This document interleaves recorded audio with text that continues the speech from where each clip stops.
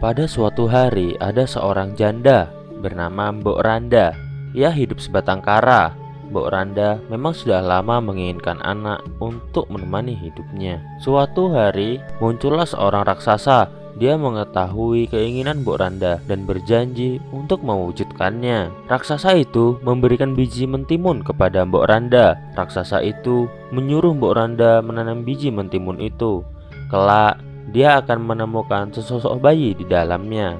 Tetapi raksasa itu memberikan sebuah syarat. Saat bayi itu berumur 6 tahun, bayi itu harus diserahkan kepada raksasa itu untuk disantapnya. Besarnya keinginan untuk memiliki anak, Mbok Randa menyanggupi syarat tersebut. Perintah raksasa itu dilaksanakan dengan patuh. Ditanamnya biji mentimun itu dan dirawatnya dengan baik.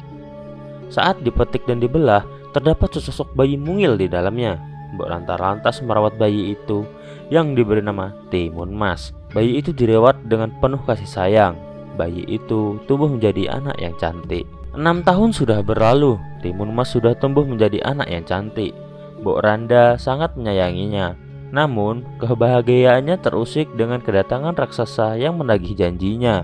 Mbok Randa keberatan jika Timun Mas diambil oleh raksasa itu untuk dimakan.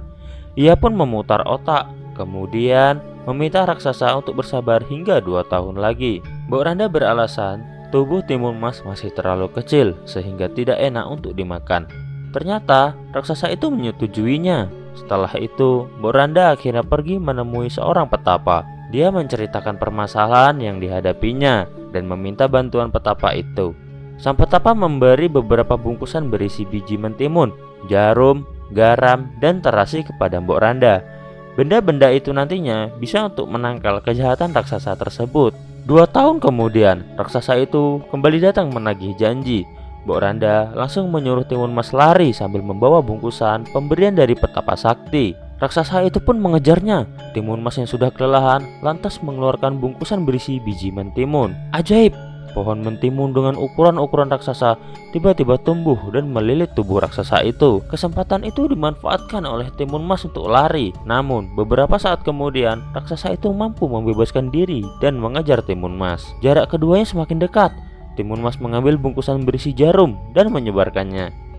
Kemudian tiba-tiba tanaman bambu tumbuh dengan lebatnya. Tanaman bambu itu menghambat langkah raksasa itu. Kakinya berdarah tertusuk bambu.